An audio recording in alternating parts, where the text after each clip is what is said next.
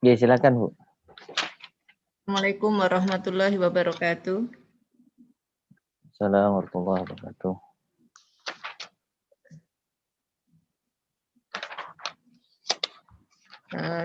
Ibu-ibu, para jamaah sekalian, alhamdulillah pada sore hari ini kita kembali bertemu dalam kajian Mutiara Hikmah ya. Insya Allah untuk sore ini kita akan membahas kitab Tauhid bersama Ustadz Fakhri Permana. Sudah hadir bersama kita pada sore hari ini Ustadz Fakhri Permana. Pada sore hari ini kita akan melanjutkan sampai pada pembahasan di bab yang ke-63, yaitu tentang jaminan Allah dan jaminan Nabi-Nya dalam perjanjian. Kepada Ustadz Fakhri, saya persilahkan. Silakan Ustadz. Baik. Bismillahirrahmanirrahim. Assalamualaikum warahmatullahi wabarakatuh. Innal hamdalillah nahmaduhu wa nasta'inuhu wa nastaghfiruh wa na'udzu billahi min shururi anfusina wa min sayyiati a'malina. Man yahdihillah fala mudilla lah wa man yudlil fala hadiyalah. Wa asyhadu an la ilaha illallah wahdahu la syarika lah. Wa asyhadu anna Muhammadan abduhu wa rasuluh. Allahumma salli wa sallim wa barik ala nabiyyina Muhammadin wa ala alihi wa ashabihi wa man tabi'ahum bi ihsanin ila yaumiddin, amma ba'd. Ma'asyiral muslimin, ibu-ibu sekalian rahimani wa rahimakumullah. Alhamdulillah, segala puji bagi Allah Subhanahu wa taala. Pada kesempatan di sore hari ini kita bisa bertemu kembali di majelis yang mulia ini, Majelis Al-Ilmu, untuk melanjutkan kajian rutin kita membahas Kitab Tauhid yang disusun oleh Syekh Muhammad At-Tamimi rahimahullahu taala. Dan pada kesempatan di sore hari ini kita masuk pada bab yang ke-63. Bab yang ke-63 yaitu tentang jaminan Allah Subhanahu wa taala dan jaminan Nabi-Nya sallallahu alaihi wasallam dalam perjanjian. Baik. Ibu sekalian rahimani wa rahimakumullah, bab yang ke-63 ini secara garis besar membahas tentang keutamaan untuk menunaikan apa yang telah dijamin oleh Allah Subhanahu wa taala dan apa yang telah dijamin pula oleh Rasulnya sallallahu alaihi wasallam berupa perjanjian.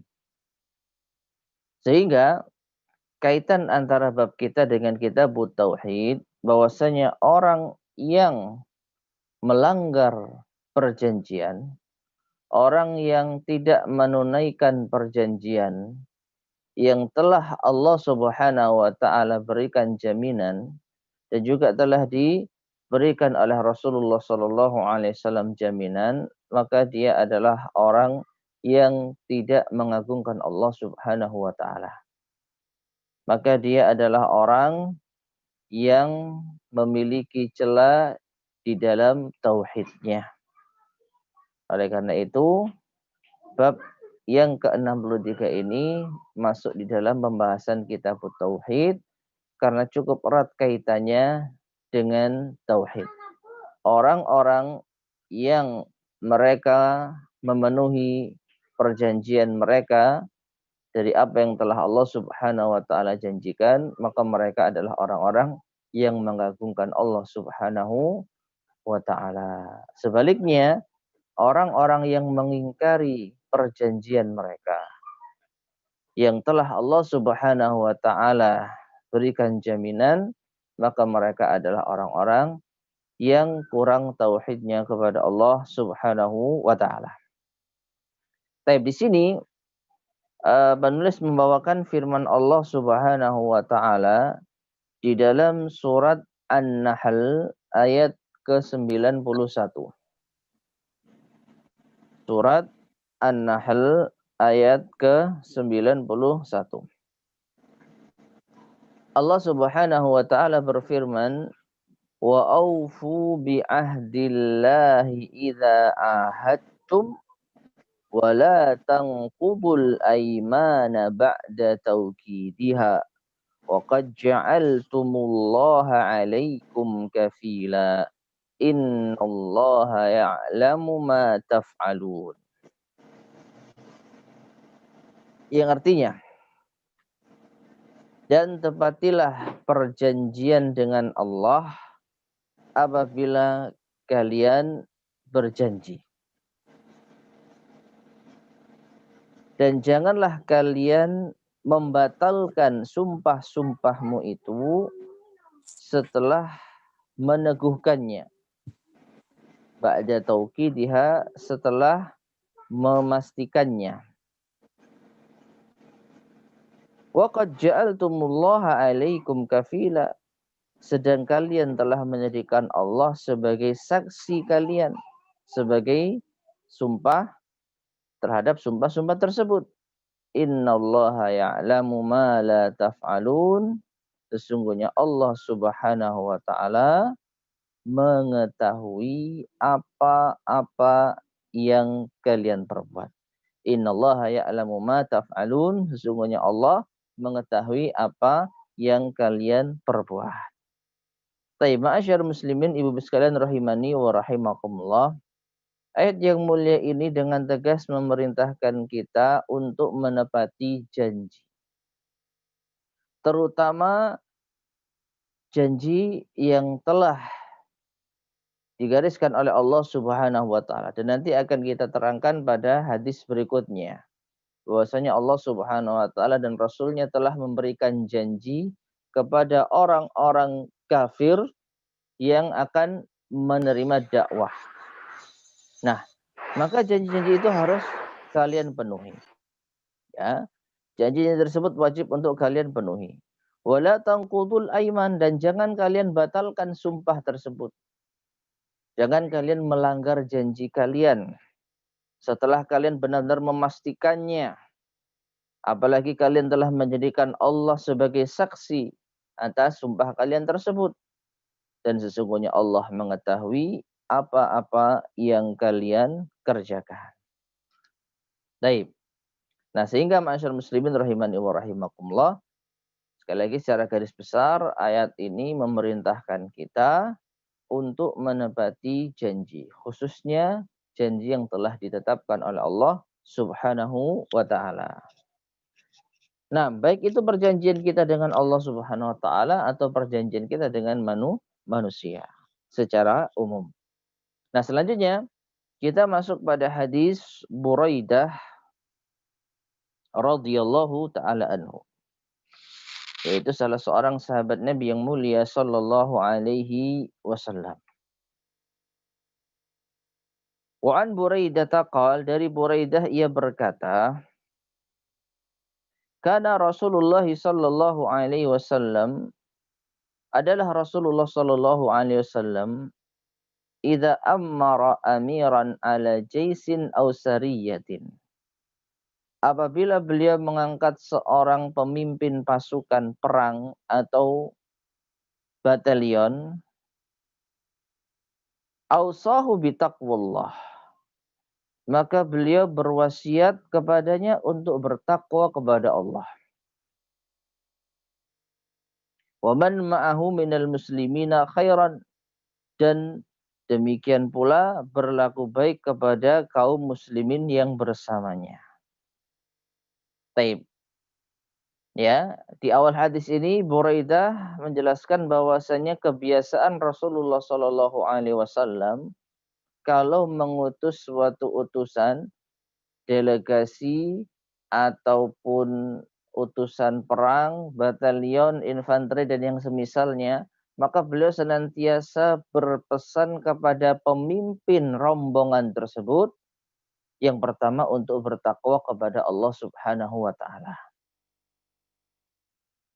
Dan ini mencakup takwa kepada Allah bagi dirinya sendiri untuk menunaikan kewajiban-kewajibannya, untuk menjaga dirinya, untuk yaitu beribadah kepada Allah Subhanahu wa taala dengan sebaik-baiknya. Ya, menjaga dirinya dari perkara-perkara yang dilarang oleh Allah Subhanahu wa taala. Dan yang kedua, Rasulullah juga berwasiat kepada pemimpin pasukan tersebut untuk berbuat baik bersama dengan orang-orang di sekelilingnya. Artinya jangan sampai berbuat zalim, jangan sampai merugikan pasukan, jangan sampai semena-mena.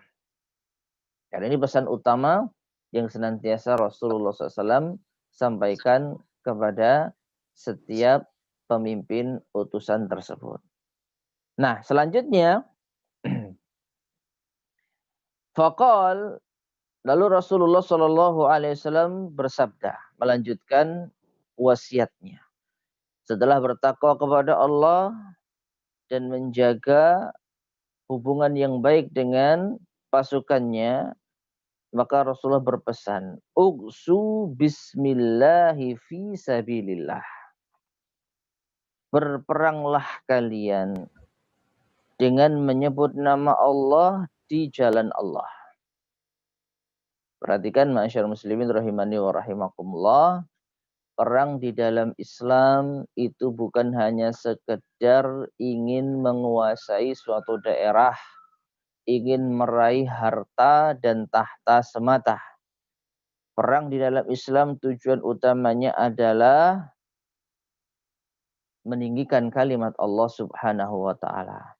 Dan berperangnya pun dengan menyebut nama Allah Subhanahu wa taala. Dan berperangnya pun di jalan Allah Subhanahu wa taala. Ini wasiat yang sangat luar biasa dari Rasulullah SAW, mengingatkan kepada pemimpin utusan tersebut untuk meluruskan niat. Ughzu bismillah, berperanglah dengan menyebut nama Allah. Bukan demi menyebut nama ayahmu, bukan demi yaitu membela daerahmu, bukan demi membela keluargamu, bukan demi membela yaitu sukumu, tapi demi menyebut nama Allah Subhanahu wa taala dan di jalan Allah Subhanahu wa taala. Qatilu man kafara billah, perangilah orang yang kufur kepada Allah. Ugzu, perangilah mereka. Wala taghullu, namun jangan kalian menggelapkan harta rampasan perang. Baik. Perhatikan ma'asyar muslimin rahimani wa rahimakumullah. Tatkala berperang di jalan Allah Subhanahu wa taala, maka sudah menjadi suatu kelaziman kelompok atau kubu yang memenangkan peperangan, ia berhak untuk mendapatkan harta yang dimiliki oleh musuhnya. Dan itu disebut dengan ghanimah. Apabila terjadi peperangan, kontak fisik, maka harta yang berhasil dikumpulkan dari musuh itu disebut dengan ghanimah, harta rampasan perang. Namun apabila tidak terjadi peperangan fisik, hanya penyerangan dan sebelum bertempur musuh sudah mengalah, musuh sudah menyerah, maka harta rampasan perang tersebut disebut dengan al-fai. Ya, harta rampasan perang tersebut disebut dengan fai. Nah, baik ghanimah maupun fai, maka tidak boleh bagi seorang pun dari pasukan perang untuk mengambilnya sebelum dibagi secara resmi oleh pemimpin pasukan. Ya. Nah, ini pesan dari Rasulullah SAW, wala taghullu, jangan kalian mencuri harta rampasan perang. Artinya, jangan kalian diam-diam mengambil harta rampasan perang sebelum dibagi. Bahkan ini termasuk di antara dosa besar. Sampai-sampai dalam satu hadisnya Rasulullah Shallallahu Alaihi Wasallam menyebutkan orang yang mengambil harta rampasan perang sebelum waktunya, meskipun itu hanya tali sandalnya, hanya tali sandal saja, maksudnya harta yang diambil hanya berupa tali sandal, maka ini akan menjadi api baginya nanti di hari kiamat. Ya, tali sendal itu akan terbakar ya baginya pada hari kiamat. Nah ini.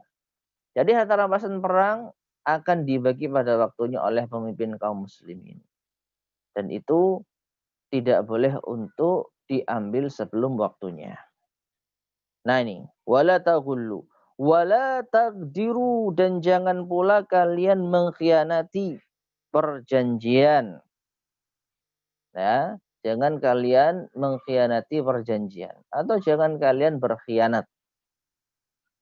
Jadi bagi orang atau kaum muslimin yang sudah ditunjuk untuk ikut di dalam suatu ekspedisi pasukan, maka tidak boleh berkhianat, tidak boleh mundur, ikuti instruksi pimpinan, ikuti arahan dari panglima perang, tidak boleh untuk lari ke belakang apabila kondisinya memang tidak menuntut hal itu. Wala tumassilu, dan jangan kalian mencincang, memutilasi korban yang terbunuh. Perhatikan ma'asyar muslimin, ibu sekalian rahimani wa rahimakumullah. Sebelumnya sengaja saya baca hadis ini sepotong demi sepotong supaya kita lebih memahami kandungan hadis ya. Jadi tidak kita baca secara keseluruhan, diterjemahkan secara global, tapi kita baca sepotong demi sepotong lalu kita jelaskan sebisa mungkin. Karena meskipun tidak berkaitan langsung dengan pembahasan kita, tapi paling tidak ini bisa memberikan wawasan bagi kita kalau perang yang dituntunkan oleh Islam itu sungguh sangat luar biasa. Ada adab-adabnya. Ya, tidak hanya sekedar berperang, membunuh dan lain sebagainya, tapi ada adab-adabnya. Di antaranya tidak boleh untuk mencincang. Apa mencincang? Memotong-motong tubuh, memutilasi, meskipun korban sudah mati. Meskipun itu orang kafir. Islam sangat memuliakan jasad manusia. Meskipun orang itu kafir, tetap saja jasadnya tidak boleh untuk dirusak. Ya, karena bagaimanapun juga itu adalah ciptaan Allah Subhanahu wa taala. Dari sini maka membunuh di dalam peperangan dengan brutal, sungguh ini bukan adab yang baik di dalam Islam. Nah, demikian pula wala taqtulu walidan. Janganlah kalian membunuh anak kecil. Ya, anak yang belum baligh. Kalau kita jumpai di medan pertempuran ada anaknya musuh yang berkeliaran, maka tidak boleh dibunuh. Tidak boleh dibunuh. Perhatikan sekali lagi, ini menunjukkan adab yang luar biasa di dalam berperang. Nah, dari sini masyarakat muslimin rahimani wa rahimakumullah, sebenarnya masih ada lagi ya di dalam hadis yang lain tentang ada berperang di dalam Islam. Di antaranya tidak boleh membunuh orang tua, tidak boleh membunuh pemuka agama, tidak boleh merusak pohon, ya, tidak boleh menghancurkan rumah ibadah dan lain sebagainya. Yang tidak disebutkan di dalam hadis ini tapi disebutkan di dalam hadis yang lain. Oleh karena itu, masyarakat muslimin rahimani wa rahimakumullah, ini memberikan faidah kepada kita sekali lagi agar kita benar-benar faham hakikat berperang di jalan Allah menurut aturan Islam. Yang sering kita dengar dengan istilah berjihad fi sabilillah. Jihad fi sabilillah termasuk bagian agama, tidak bisa kita pungkiri. Bahkan termasuk di antara puncak dari agama Islam berdasarkan hadis yang sahih. Rasulullah Shallallahu Alaihi Wasallam bersabda, "Rasul amri al-Islam wa amuduhu salah wa dzirwatu sinamihil jihad." Pokok dari segala urusan itu adalah Islam. Tiang penyangganya adalah sholat, dan puncaknya adalah jihad. Maka sudah menjadi harga mati kalau jihad ini termasuk di antara bagian syariat Islam. Namun jihad sendiri ada aturan-aturannya, ada adab-adabnya. Di antaranya apa yang telah kita terangkan di dalam hadis ini. Ya, jihad itu harus terpenuhi syarat-syarat dan adab-adabnya. Tidak sembarangan membunuh, tidak sembarangan menyerang. Ada aturannya.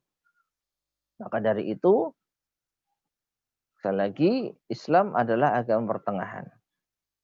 Agama yang menjelaskan segala sesuatu dengan rinci, dengan bijaksana.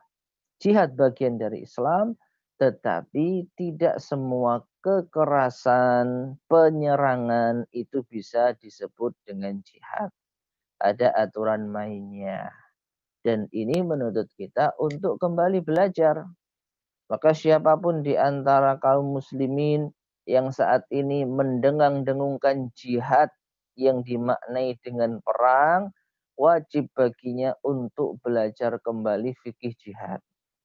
Dan ini peringatan bagi anak-anak muda, anak-anak kita yang mungkin mendapatkan ajakan seruan untuk berjihad di jalan Allah, tetapi tidak sesuai dengan tuntunan Allah dan Rasulnya, maka hati-hati.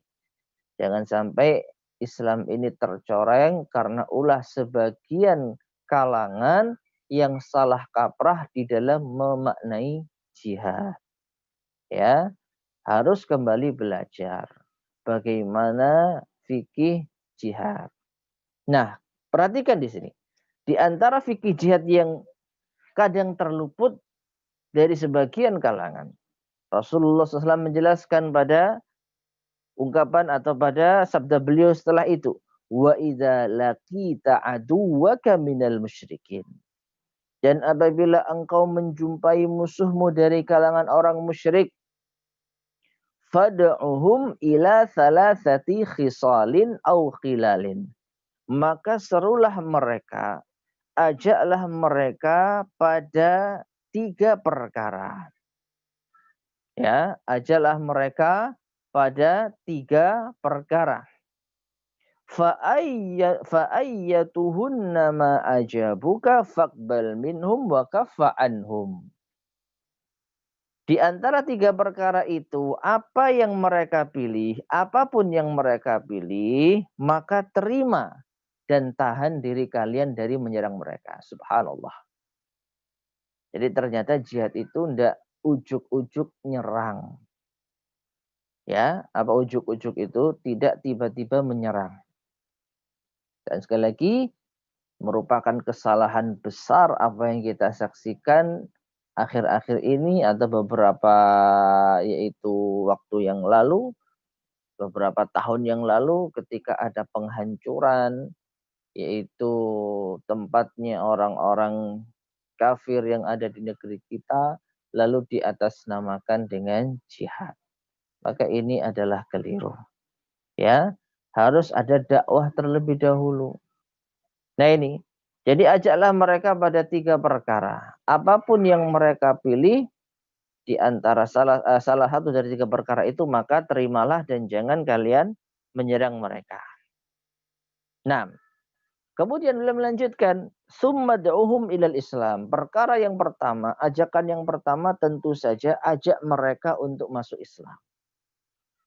Ya, serulah mereka untuk masuk Islam.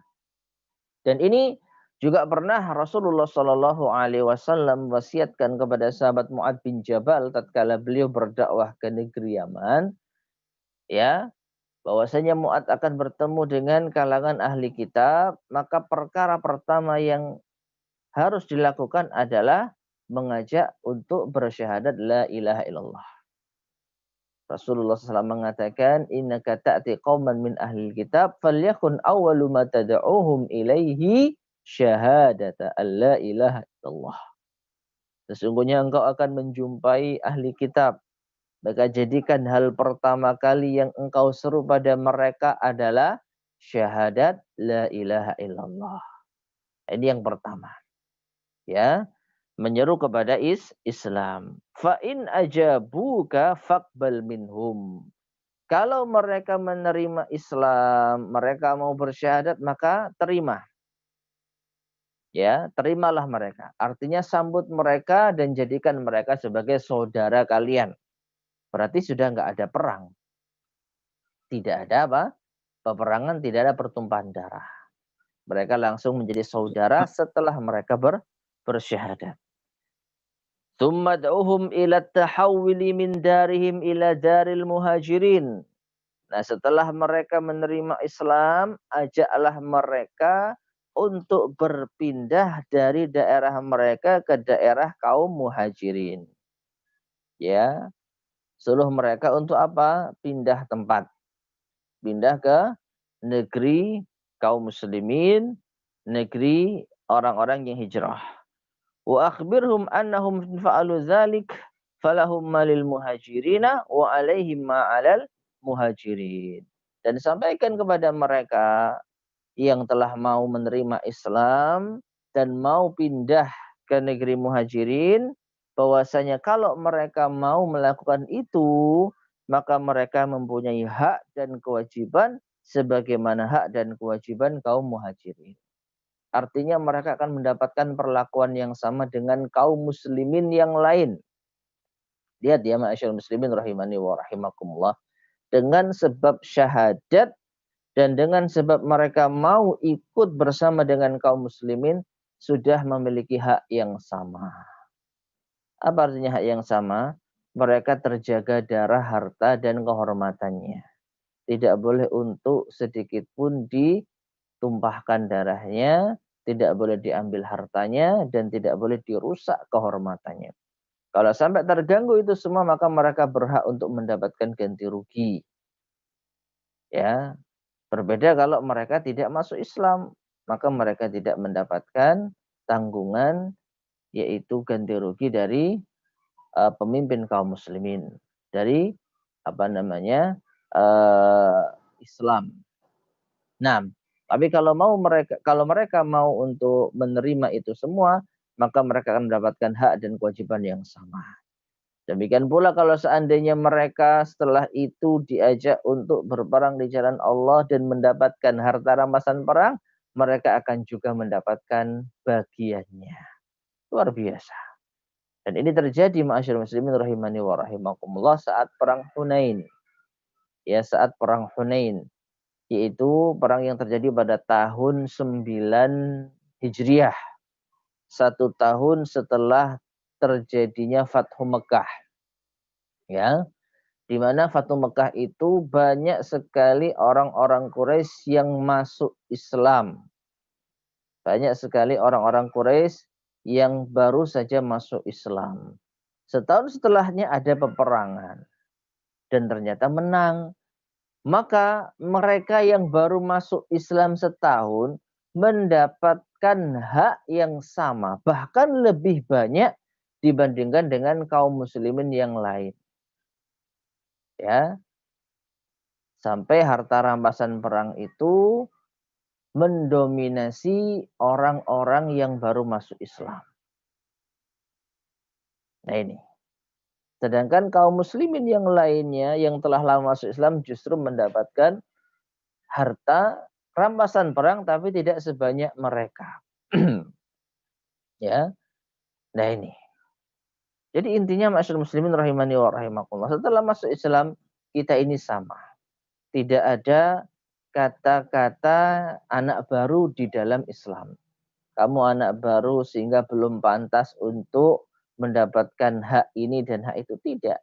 Setelah bersyahadat dan mau untuk hijrah, maka mereka memiliki hak dan kewajiban yang sama. Nah kemudian fa'in abau ayyatahawwalu minha.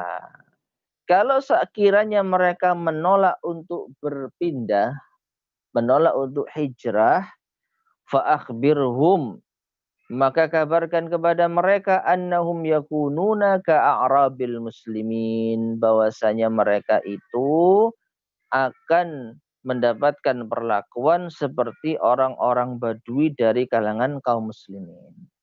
Maknanya, kalau mereka itu mau menerima Islam, mereka mau bersyahadat, tetapi mereka nggak mau pindah. Mereka mau menetap di tempat mereka. Tapi mereka masuk Islam. Makasih. Ya. Maka katakan kepada mereka bahwasanya kalian nanti akan diperlakukan seperti orang-orang Badui pengembara dari kalangan kaum muslimin. Yajri alaihim hukmullahi ta'ala. Namun tetap saja mereka itu berjalan di atas hukum Allah. Artinya hukum Allah tetap ditegakkan atas mereka. Kalau ada pelanggaran, kalau ada tindak kriminal, maka akan diberlakukan hukum Islam atas mereka. Namun wala yakunu lahum fil ghanimati wal fai'i syai'un. Mereka tidak akan mendapatkan ghanimah, harta rampasan perang yang terjadi setelah pertempuran, wal fai' dan juga fai', harta rampasan perang yang didapat tanpa pertempuran. Syai'un sedikit pun juga. Illa an yujahidu ma'al muslimin, kecuali kalau mereka berjihad bersama dengan kaum muslimin. Artinya begini. Ya. Seandainya di suatu daerah,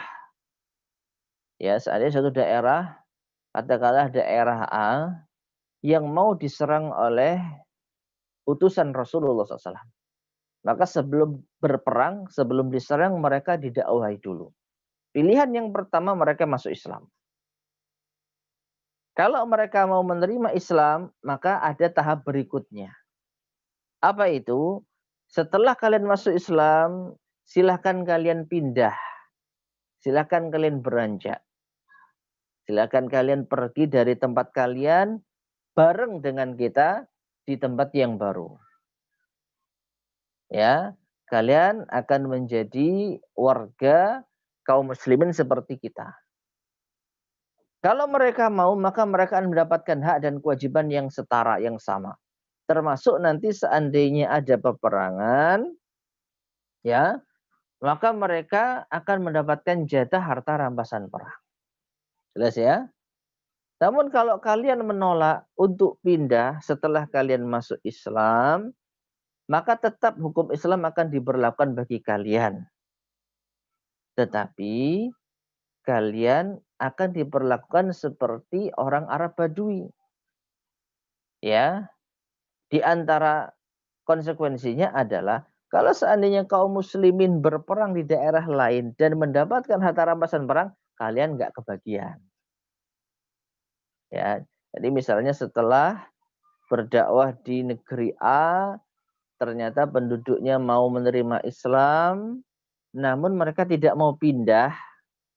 Setelah kaum muslimin pulang ke negerinya dan ternyata berperang lagi ke negeri B misalnya dan mendapatkan harta rampasan perang, maka kaum muslimin yang baru masuk Islam tadi di negeri A tidak mendapatkan jatahnya. Ya, mereka tidak mendapatkan jatah harta rampasan perang. Illa kecuali, ya, kecuali an yujahidu ma'al muslimin, kalau ada di antara mereka yang ikut berjihad bersama kaum muslimin. Misal ternyata di antara penduduk negeri A yang baru masuk Islam tadi ada 20 orang yang ikut berperang. Nah, maka mereka inilah yang akan mendapatkan bagian harta rampasan perang. Selebihnya tidak. Berbeda kalau seandainya mereka semua penduduk negeri A ini hijrah ke negeri kaum muslimin. Maka mereka akan mendapatkan jatah yang sama. Baik. Dari sini bisa dipahami Bu-Ibu ya. Ya memang ini cukup cukup rumit untuk kita pikirkan. Tapi inilah di antara keindahan syariat Islam. Semua ada aturannya. Dan semua sudah dijelaskan, tinggal kita mengamalkannya. Ustaz boleh tanya dulu ya Ustaz ya? Monggo, monggo. Kenapa orang Baduy itu mendapatkan perlakuan yang berbeda, Ustaz, daripada kaum muslimin yang lainnya? Perlakuan berbeda itu maksudnya bukan berarti mereka itu diabaikan 100% tidak. Ya, bukan berarti mereka itu tidak diurusi 100% tidak. Mereka hanya tidak mendapatkan jatah harta rampasan perang kalau seandainya kaum muslimin berperang. Kenapa? Karena mereka tidak mau bergabung tinggal bersama-sama.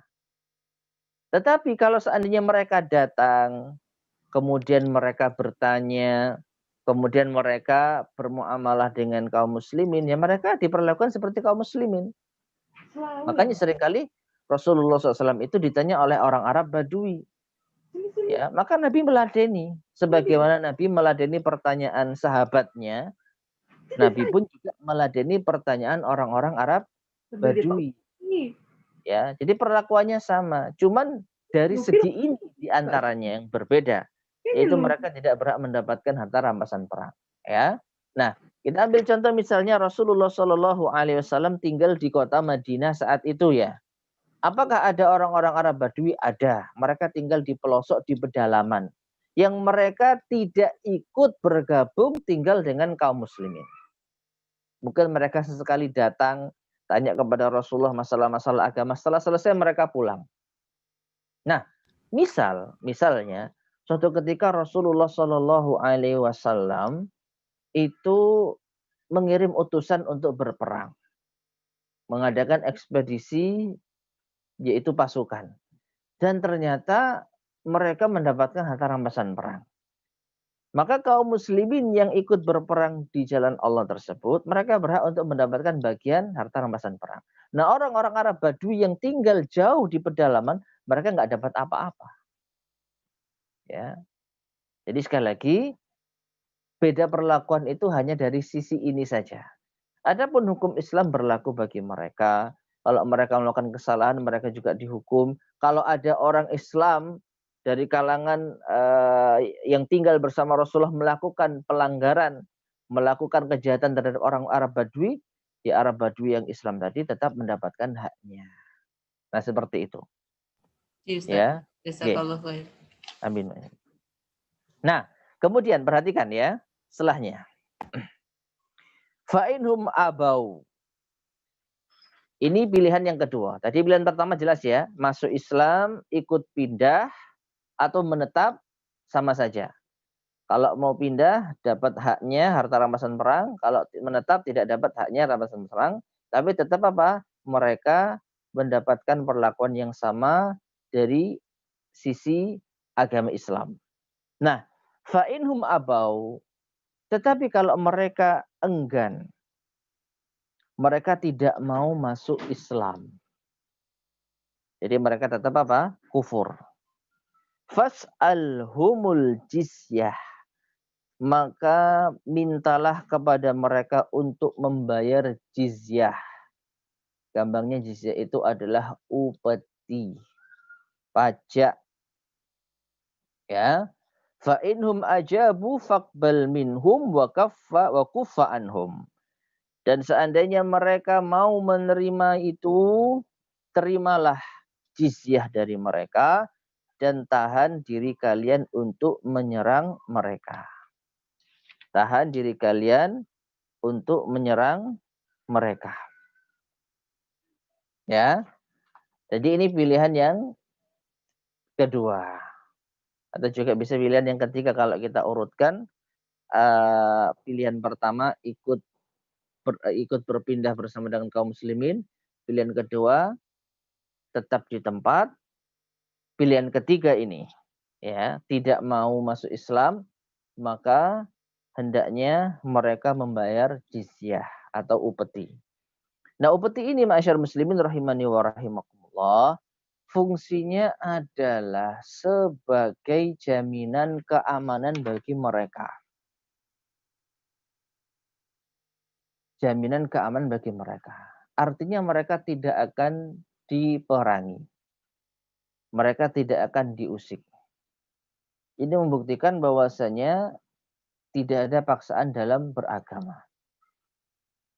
Kalau ada orang yang diajak masuk Islam tapi tidak mau masuk Islam, maka silahkan. Hanya saja karena kalian bukan kaum muslimin, kalian kami wajibkan untuk membayar upeti. Dan fungsinya upeti ini adalah untuk menjamin keamanan kalian. Karena kalian berada di bawah kekuasaan kita kaum muslimin. Dari sini maka ada istilah kafir zimmi. Ya, orang kafir yang mendapatkan perlindungan, jaminan keamanan dari kaum muslimin setelah mereka membayar jizyah atau upeti tersebut. Nah, orang-orang kafir zimmi ini tidak boleh untuk diperangi, tidak boleh untuk dibunuh. Dan lagi-lagi ma'asyar muslimin rahimani wa rahimakumullah, itu termasuk di antara syariat Islam yang sangat luar biasa. Ada perincian tentang tingkatan-tingkatan orang kafir. Orang kafir itu tidak sama tingkatannya. Tidak semua orang kafir boleh untuk diperangi. Tidak semua orang kafir boleh untuk dibunuh. Ini merupakan kesalahan fatal. Maka dari itu sekali lagi, sebelum kita ngomong masalah jihad, dan jihad, kita harus tahu dulu tingkatan-tingkatan orang kafir. Secara singkat, orang kafir itu ada 4 macam. Ya, secara singkat, orang kafir itu ada 4 macam. Yang pertama adalah kafir zimmi. Yaitu mereka orang-orang kafir yang tinggal di negeri kaum muslimin dan mendapatkan jaminan keamanan dengan syarat mereka membayar upeti. Jadi mereka bisa bebas hidup berdampingan dengan kaum muslimin, tidak boleh diperangi, tidak boleh dilanggar kehormatannya, namun mereka diwajibkan untuk membayar upeti. Ya, kalau sampai dilanggar kehormatannya maka berdosa siapapun dia. Ini yang pertama. Yang kedua adalah kafir mu'ahad. Kafir mu'ahad. Yaitu orang kafir yang memiliki perjanjian damai dengan negeri kaum muslimin. Ya, mereka tidak tinggal bersama kita, mereka memiliki tempat yang berbeda dengan kita, tetapi mereka memiliki perjanjian damai dengan kita.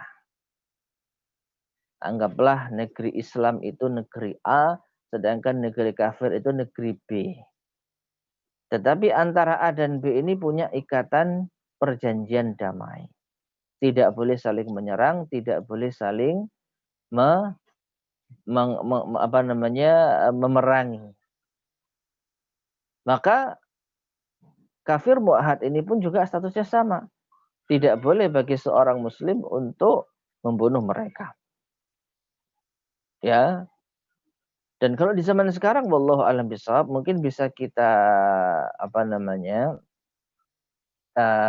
lakukan pendekatan yaitu antara negara-negara non-muslim yang mereka memiliki perwakilan di negeri kaum muslimin. Ya kedutaan lah misalnya.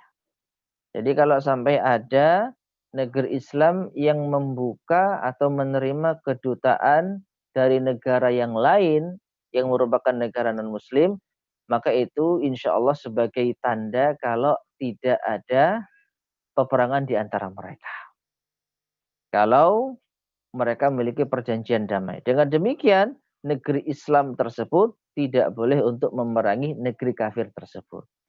Orang Islam di negeri A tidak boleh memerangi orang kafir di negeri B. Makanya kan kita jumpai, kalau seandainya 2 negara yang sudah mencabut kedutaan mereka, nah ini sudah warning kan begitu. Berarti sudah mulai ada tanda-tanda tidak ada kedamaian lagi. Ya. Nomor 1 kafir zimmi. zimmi, ya, kafir zimmi.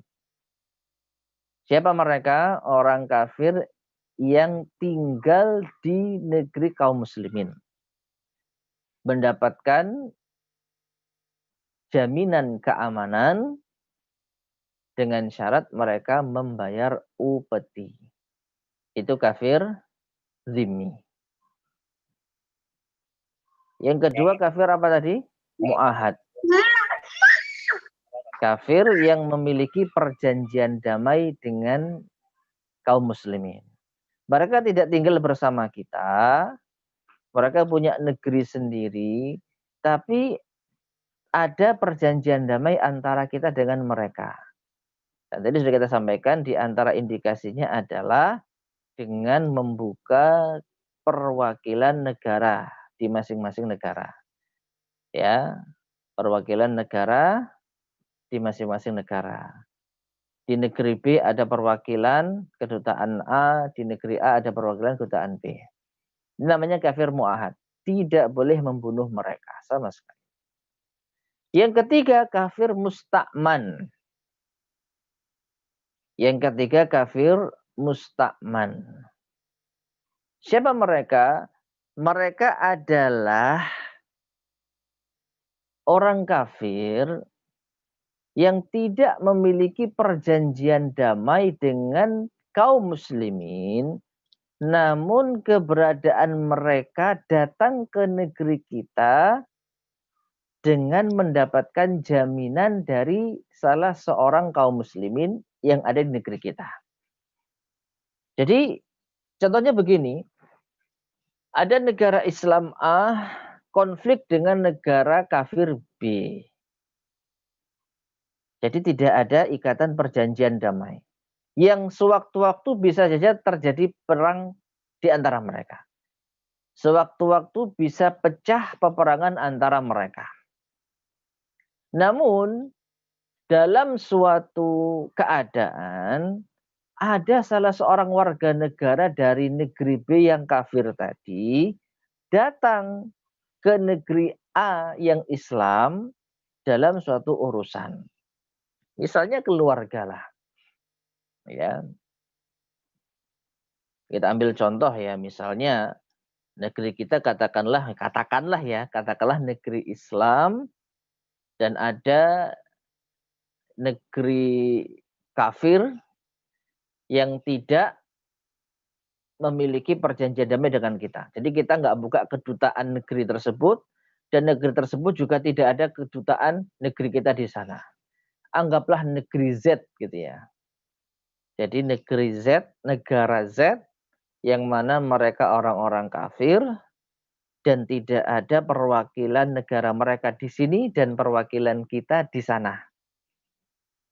Suatu ketika bisa terjadi perang antara negeri kita dan negeri Z tersebut.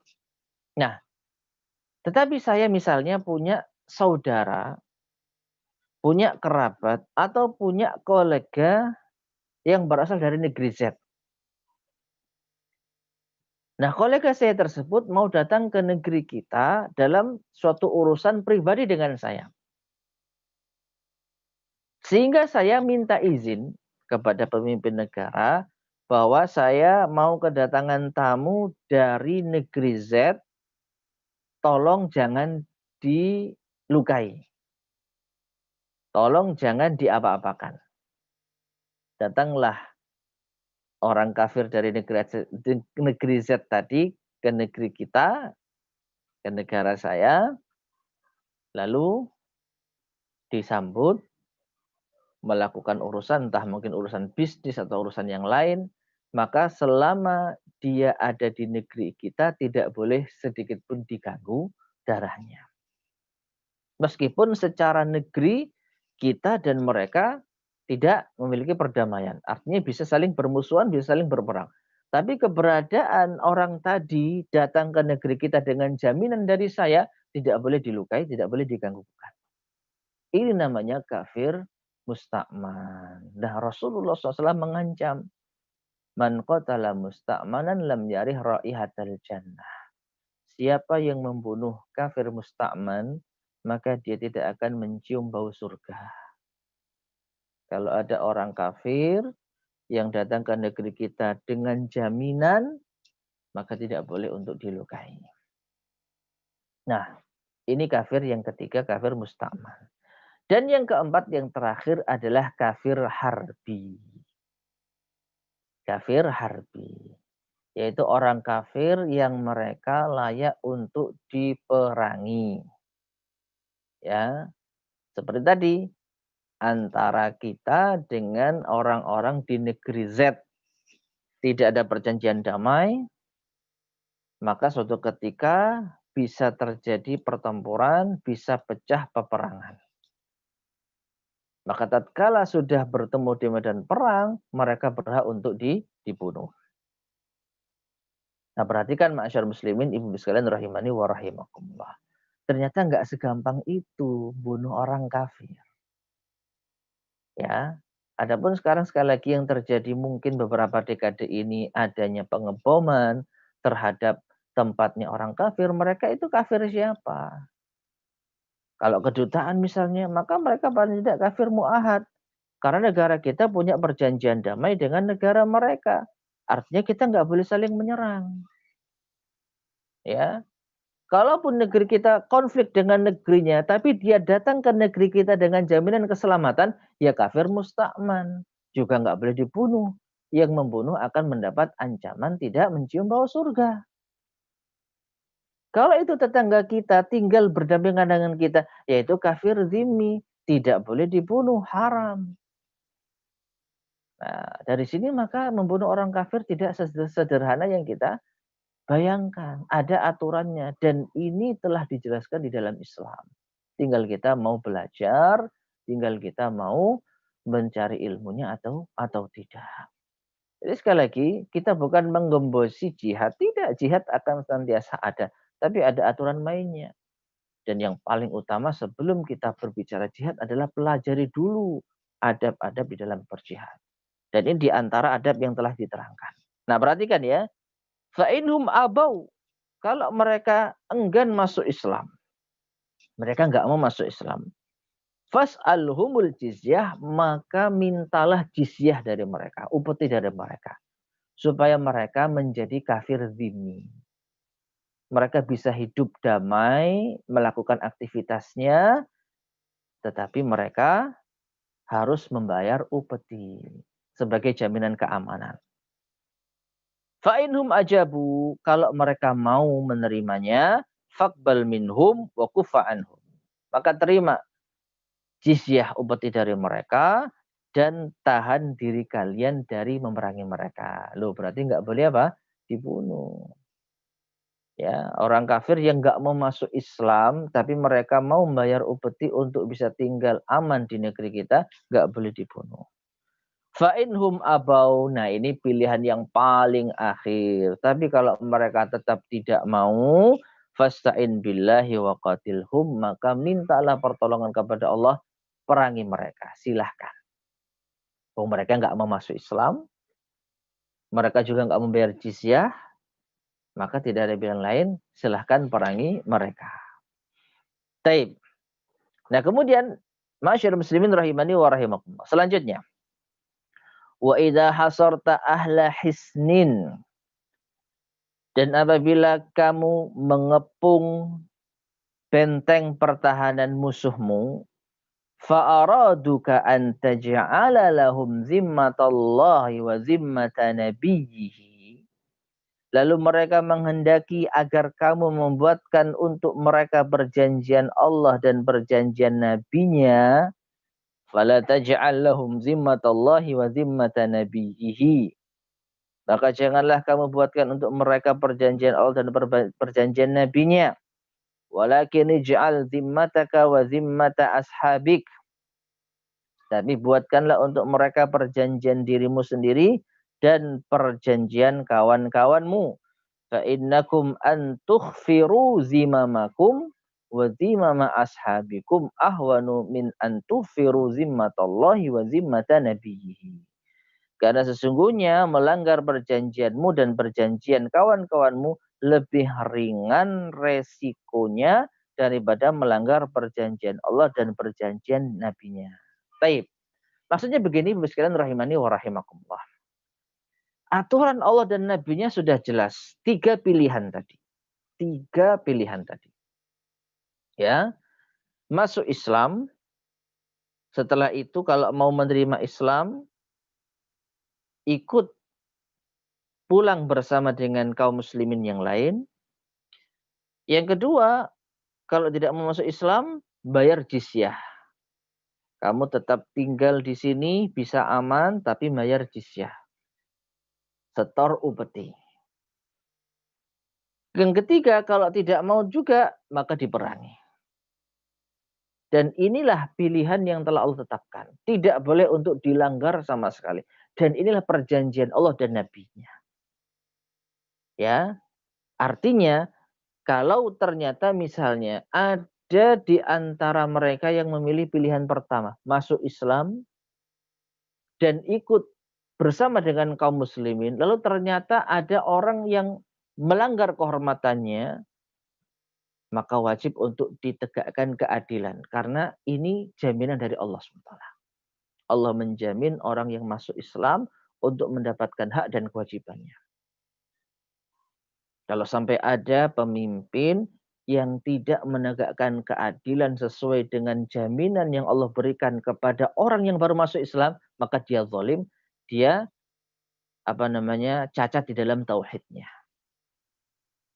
Yang kedua, kalau nggak mau masuk Islam, bayar jizyah. Dan ini juga jaminan Allah Subhanahu wa taala.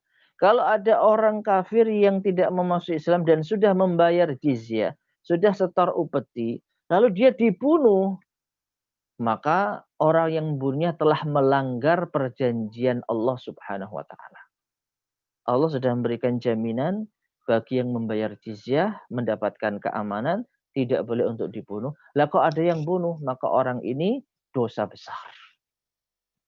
Loh itu kan orang kafir. Sekali lagi orang kafir itu bertingkat-tingkat. Yang kau bunuh ini bukan kafir harbi, tapi kafir dhimmi. Yang dia sudah membayar untuk mendapatkan jaminan keamanan. Dan ini perjanjian dari Allah.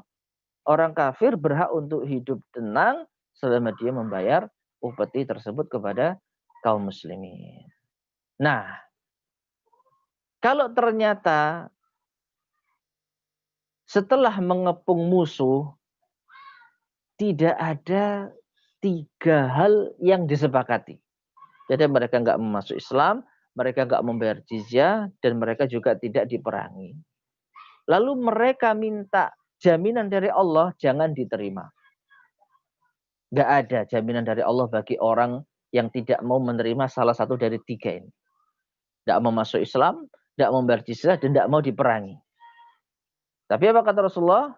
Jadikanlah hendaknya kalian buat jaminan kalian sendiri. Artinya apa? Silahkan kalian membuat perjanjian, tanggung sendiri. Misalnya pemimpin saat itu ternyata berinisiatif, ya sudah kita adakan perjanjian model seperti ini dan seperti itu. Yang sama sekali tidak ada ketentuannya dari 3 pilihan yang pertama tadi. Ya entah mungkin wis damai saja, tidak ada jizyah-jizyahan, atau bagi hasil apa dan apa, maka silakan. Tetapi kalau seandainya itu kalian langgar, itu lebih ringan. Artinya setelah melakukan perjanjian, ternyata dilanggar perjanjian tersebut, maka itu lebih ringan. Kenapa? Karena yang telah disepakati tadi bukan perjanjian dari Allah dan Rasul-Nya. Itu perjanjian yang kalian buat sendiri. Kalau kalian langgar, maka dosanya lebih ringan daripada apabila perjanjian Allah telah disepakati lalu dilanggar. Yang 3 tadi ya. Kalau ternyata mereka memilih salah satu dari 2 atau 3 perkara tadi, lalu ternyata kaum muslimin melanggarnya, maka dosa besar, dan ini jauh lebih besar dibandingkan dengan melanggar perjanjian dari inisiatif pribadi, bukan dari aturan Allah dan Nabi-Nya. Nah, kurang lebih seperti itu. 6. Yang terakhir, wa idza hasarta ahla hisnin Dan apabila kalian telah mengepung kubu pertahanan musuh, fa'araduka an tunzilahum ala hukmillah, lalu mereka menghendaki agar kalian mengeluarkan mereka dari hukum Allah, fala tunzilhum ala hukmillah, maka janganlah kalian keluarkan mereka atas dasar hukum Allah, walakin anzilhum ala hukmik, tapi keluarkanlah atas dasar hukum kalian sendiri. Fa innaka la tadri atusibu fihim hukmallahi amla, karena sesungguhnya kamu tidak tahu apakah tindakanmu terhadap mereka itu tepat dengan keputusan Allah ataukah tidak. Baik, ma'asyiral muslimin rahimani wa rahimakumullah. Jadi bagian yang terakhir ini Rasulullah Shallallahu Alaihi Wasallam memerintahkan kepada pemimpin pasukan untuk mengeluarkan hukum sesuai dengan ijtihad pemimpin tersebut. Ya, coba kita baca penjelasan singkatnya.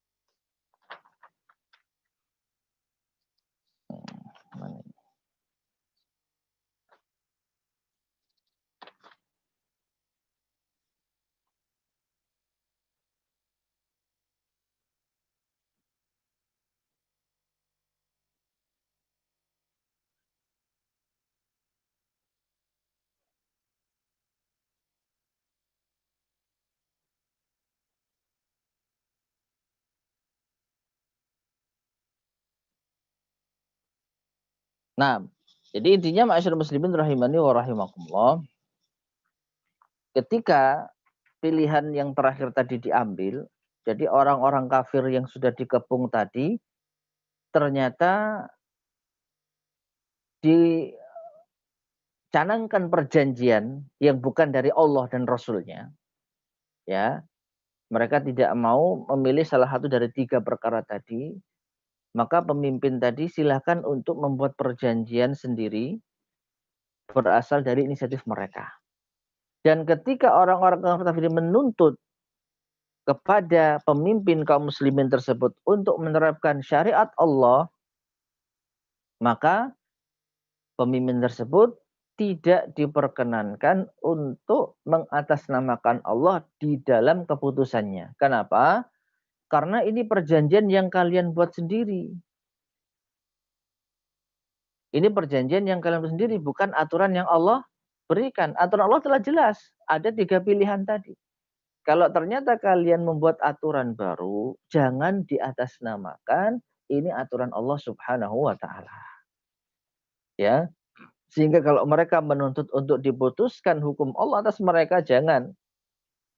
Ya, jangan. Karena kalau kalian mengatasnamakan ini hukum Allah padahal ini hasil inisiatif kalian sendiri, maka ini termasuk kelancangan atas nama Allah Subhanahu wa taala. Jangan-jangan keputusan kalian ini tidak sesuai dengan kehendak Allah. Kok kalian berani-beraninya menamakan ini keputusan Allah Subhanahu wa taala.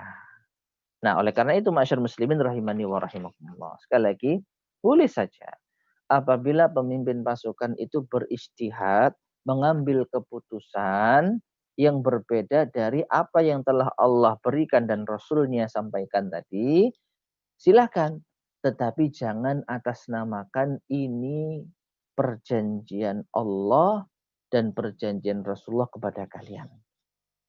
Jangan atasnamakan Allah dan Rasulnya dalam perjanjian yang dibuat di luar aturan Allah dan Rasulnya.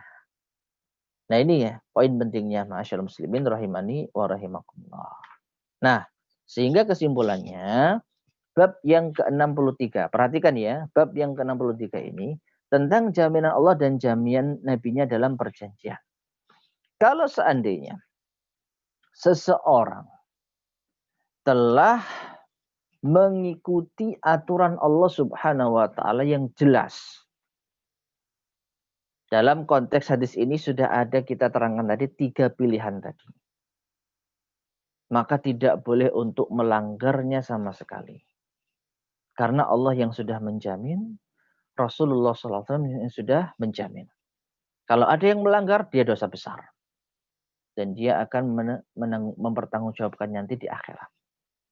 Tapi seandainya kalau tidak ada pilihan atau tidak memilih pilihan yang telah Allah tetapkan tadi, memilih perjanjian sendiri, memilih perjanjian pribadi, maka jangan sekali-kali ini diatasnamakan jaminan dari Allah dan Rasulnya. Ya. Contoh misalnya, ini kita mungkin sedikit mendekatkan permasalahan. Ya misalnya, contoh kasus tadi, ada daerah yang setelah didakwahi tidak mau masuk Islam, tidak mau bayar jizyah. Misalnya seperti itu ya. Dan mereka juga tidak diperangi. Maka pemimpin pasukan mungkin berinisiatif, ya sudah kalau gitu kita bagi hasil lah. Bagi hasil. Ya. Bagi hasil apa? Ya nanti kalau kamu panen, ya kita dikasih sekian. Nah, ini kan bukan jaminan dari Allah. Ini bukan keputusan Allah Subhanahu wa Ta'ala. Maka jangan atasnamakan ini keputusan Allah. Dan seandainya mereka, apa nanti konsekuensinya kalau kita telah memberikan jaminan kepadamu? Ya nanti kalau ada yang melanggar, dia akan dihukum sekian tahun penjara misalnya. Ya, maka silahkan. Tetapi sekali lagi jangan atasnamakan ini keputusan Allah. Ini bukan hukum Allah SWT. Hukum Allah bukan seperti ini. Hukum Allah pilihannya hanya 3 tadi. Kalau kalian keluar dari hukum Allah dan kalian membuat hukum sendiri, silakan atasnamakan ini kebijakan kami pribadi dengan kalian. Sehingga kalau seandainya kebijakan itu dilanggar, dosanya lebih ringan dibandingkan dengan melanggar kebijakan Allah Subhanahu wa Ta'ala dan Rasulnya Shallallahu Alaihi Wasallam yang telah ditetapkan dalam 3 pilihan yang tadi. Allahu Ta'ala alam shawab. Baik. Nah, ibu-ibu sekalian rahimani wa rahimakumullah, mungkin kurang lebih ini yang bisa kita sampaikan pada kajian kita di sore hari ini, yang semoga bisa dipahami secara garis besar. Kurang lebihnya saya mohon maaf. Sebelum kita akhiri, barangkali ada yang ditanyakan. Tafadhol, silakan. Silahkan, jazakallahu khair Ustadz ilmunya. Kepada para jamaah, ibu-ibu, bapak-bapak, silahkan jika ada yang ingin bertanya langsung bisa ditulis di kolom chat ataupun kalau ingin bertanya langsung bisa langsung di unmute, mikrofonnya dinyalakan.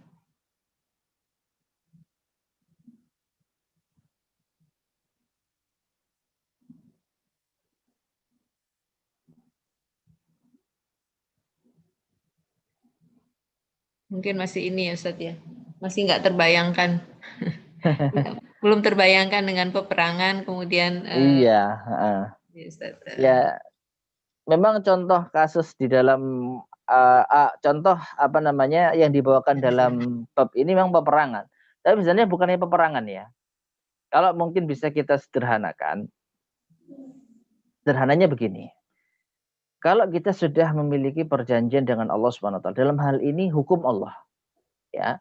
Contoh hukum Allah, kalau ada orang mencuri dipotong tangannya, kan begitu. Kalau ada orang yang membunuh secara sengaja maka dikisos. Ini hukum Allah dan ini jaminan dari Allah.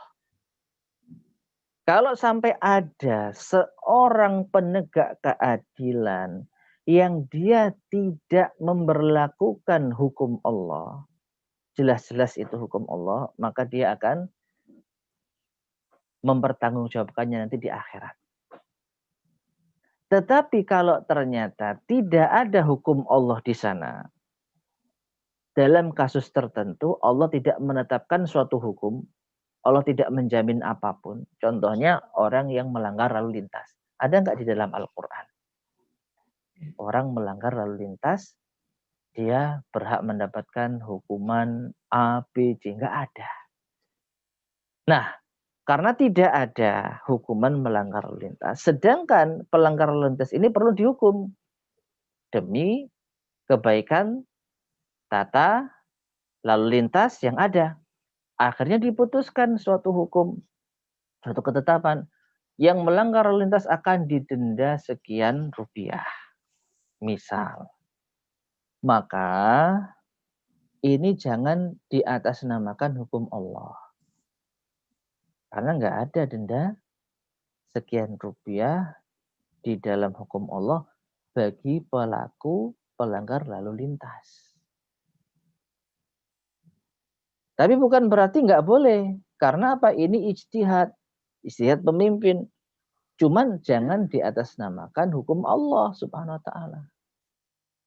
Nah, seandainya, perhatikan, seandainya tidak diberlakukan hukuman tersebut, mungkin karena pemimpinnya sungkan atau penegak hukumnya sungkan untuk menarik denda sekian rupiah, akhirnya tidak ditarik denda, maka ini perkaranya lebih ringan dibandingkan dengan apa? Penegak hukum yang tidak memberlakukan hukum Allah subhanahu wa ta'ala. Hukum Allah sudah ada tapi nggak diamalkan. Berat. Sedangkan hukum ijtihad kita, masalah pelanggar lalu lintas, nggak kita proses, nggak kita hukum, salah. Karena sudah dibuat aturan. Tetapi tidak seberat kalau kita tidak menjalankan hukum Allah. Nah, itu maksudnya. Kurang lebih kalau kita bisa terapkan di dalam keseharian kita seperti itu. Jadi intinya, jaminan Allah, hukum Allah, jangan sekali-kali kita langgar. Adapun kita buat hukum, ya, skala yang paling ringan, misalnya dalam pertemuan rutin ibu-ibu misalnya, kita punya aturan bareng, sudah buat aturan, ada yang melanggar, maka dosa enggak? Dosa, tetapi tidak sebesar dosa melanggar aturan Allah Subhanahu wa ta'ala. Tidak sebesar dosa melanggar ketentuan Allah Subhanahu wa ta'ala. Karena aturan ini kita yang buat. Ya, jadi kalau dilanggar lebih apa? Ringan dibandingkan dengan melanggar aturan Allah Subhanahu wa ta'ala. Ya, semoga bisa dipahami. Wallahu a'lam bishawab. Ya Ustaz, insya Allah lebih mudah dipahami Ya. timbang yang tadi perperangan ya Ustaz ya. Belum terbayang. Ya. Yeah. Kemudian juga karena mungkin hukum di negara kita tidak belum menerapkan hukum Islam secara keseluruhan, sehingga agak sulit kita membayangkan ya. Membayangkan. Jadi Ustaz, tapi alhamdulillah materinya insya Allah sudah kita pahami tentang melanggar perjanjian Allah gitu ya Ustaz ya. Iya, alhamdulillah. Alhamdulillah. Jazakallah khair Ustaz atas ilmunya. Kami ucapkan juga selamat umroh ya kepada Ustaz Fakhri ini. Ya, semoga. Mudah-mudahan lancar ibadahnya. Selamat. Selamat sampai di sana. Ya. Amin. Dan selamat juga sampai kembali ke tanah air. Amin. Terima kasih Ustaz. Terima kasih juga kepada semua jamaah. Alhamdulillah. Kita silakan ditutup Ustaz. Baik Ibu sekalian rahimani wa rahimakumullah. Akhirnya kita tutup kajian kita di sore hari ini. Mudah-mudahan bermanfaat, kurang lebihnya saya mohon maaf. Kita akhiri subhanakallahumma bihamdika asyhadu an la ilaha illa anta astaghfiruka wa atubu ilaik. Alhamdulillahirabbil alamin. Assalamualaikum warahmatullahi wabarakatuh. Waalaikumsalam warahmatullahi wabarakatuh.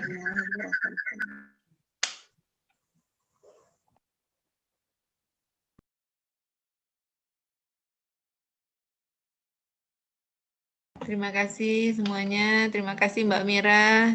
Terima kasih Bu Manan. Jazakunallahu khair. Assalamualaikum warahmatullahi wabarakatuh.